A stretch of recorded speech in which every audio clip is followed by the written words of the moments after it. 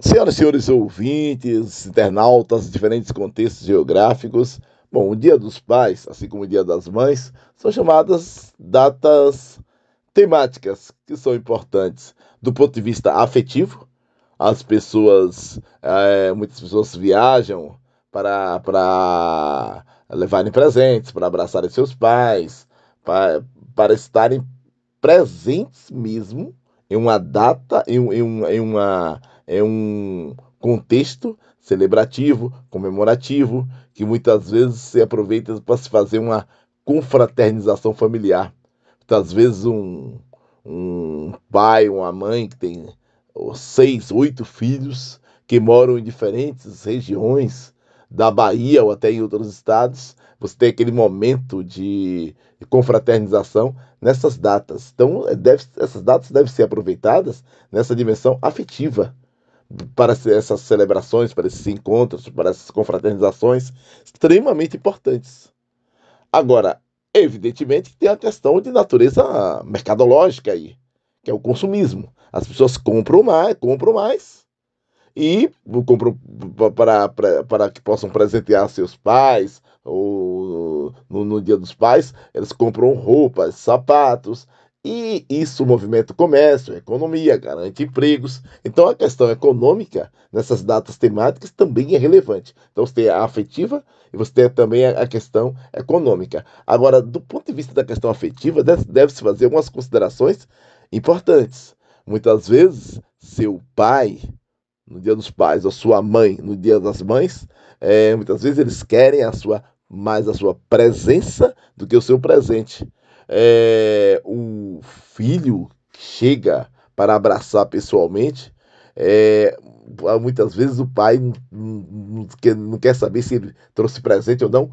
A presença, estar ali aquela troca de energia, aquela troca afetiva importante, aquele momento, aquele abraço, aquela confraternização é muito importante. O que é que acontece muitas vezes? O cidadão reside, às vezes, em Salvador, os pais estão em Cruz das Almas.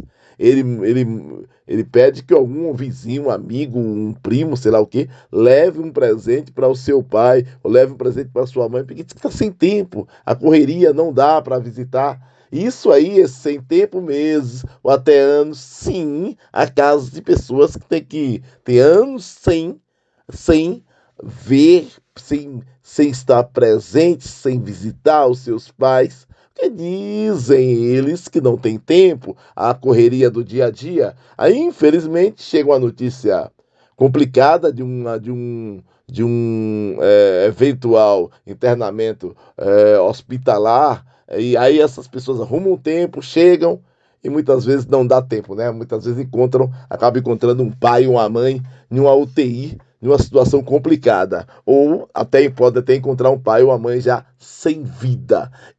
Essa é uma realidade. Isso acontece muito. Então, muitas vezes, há choros que são realmente dores, a dor da perda, sobretudo daquele bom filho, aquela boa filha que cuidou, que está ali presente. Mas há muitos casos em que o choro muitas vezes, um sentimento de culpa, do abandono, do desprezo, de que não esteve presente. Ou então, não, fiz uma chamada de vídeo e falou com seu pai ou com sua mãe ao telefone, não é suficiente. Então, muitas vezes é necessário a presença e não o presente. Então, essas questões relacionadas às datas marcantes devem ser discutidas nessa perspectiva também. E há quantos pais, quantas mães de 5, 6, 8 filhos estão passando o Dia dos Pais em abrigos? Os abrigos que cuidam bem dos idosos, não está se questionando esse cuidado, está se questionando aqui o abandono de filhos e filhas que poderiam cuidar. Então você tem lá uma mãe que cuidou de 8, 10, 12 filhos e que fica em uma situação, para se usar uma expressão popular, no jogo de empurra. Não, não dá porque meu marido pode questionar. Não, não dá porque minha esposa pode questionar se eu levar minha mãe para cuidar. Como? Como? Então, quer dizer, é algo completamente absurdo, mas que infelizmente acontece. E a outra questão que se deve refletir criticamente no o Dia dos Pais é uma coisa. O dia de fazedores de filhos, esse dia não existe. Que tem uma diferença grande aí. Não é? Pai é aquele que cria, que cuida, que educa filhos e filhas. Não são fazedores de filhos. Algumas pessoas aí que têm 5, 6, 8 filhos por aí, com 2, 3 mulheres diferentes, e que não ajudam. Muitos você precisa, as mulheres precisam acionar a justiça para que possam pagar pensão. Fogem, enrolam, não ajudam. E quando dá uma mixaria, algo assim, é com uma má vontade terrível. Então tem que ter muito cuidado com esse tipo de questão. E algumas pessoas que falam, muitos ouvintes vão, acho que já deve ter constatado o seguinte discurso. As pessoas falam assim: meus filhos trabalham, eu sempre coloco para trabalhar. O cidadão às vezes tem 8 filhos, 4 em casa, 4 na rua. Aí ele coloca esses filhos que já estão um pouco maiores para trabalharem, para que ele não precise, para ele não pagar pensão, ou para ele não precisar sustentar. Só que qual é o problema? Muitas vezes um pré-adolescente ou adolescente, em fase escolar, trabalha o dia todo, um trabalho duro, vai para a escola à noite, chega na escola à noite cansado, não consegue aprender nada por causa do cansaço do dia a dia, tem que trabalhar para se sustentar e ajudar a mãe, ajudar em casa, porque o irresponsável do fazedor de filho não ajuda. E o cara ainda sai por aí arrotando moralidade, arrotando que a criação dele é rígida, que ele coloca todo mundo para trabalhar. Crianças, pré-adolescentes, adolescentes, a prioridade é o estudo. A criança pode sim ajudar os pais em casa. O pai tem lá um comércio, ele estuda pela manhã, à tarde ajuda o comércio do pai, do pai. Final da tarde vai estudar, à noite vai estudar para fazer suas atividades escolares. O que não pode é explorar, nem tirar o filho da escola só para fazer um determinado trabalho. E ainda tem uma outra questão.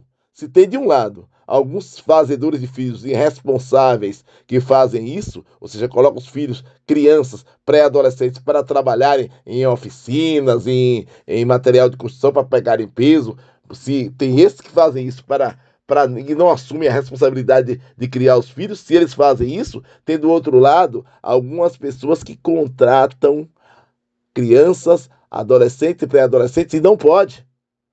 Contratam não, colocam para trabalhar de maneira totalmente irregular para explorarem essas pessoas com mão de obra barata.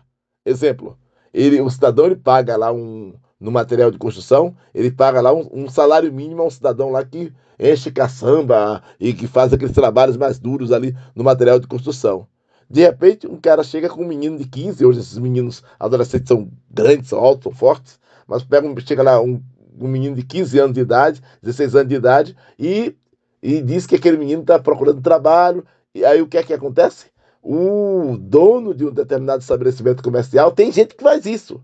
Manda um pai de família, com 35, 45 anos de idade, com família para sustentar, ir embora, e prefere colocar no lugar um adolescente para pagar metade do salário, exercendo as mesmas atividades, pegando peso sem estudar. Enquanto isso, o pai está arrumando outras mulheres por aí, bebendo cachaça e curtindo a vida. É um absurdo. Então, desses casos aí, para esses caras, vão comemorar o quê? Dia dos Pais? Não, fazedores de filhos irresponsáveis que devem responder no rigor da lei.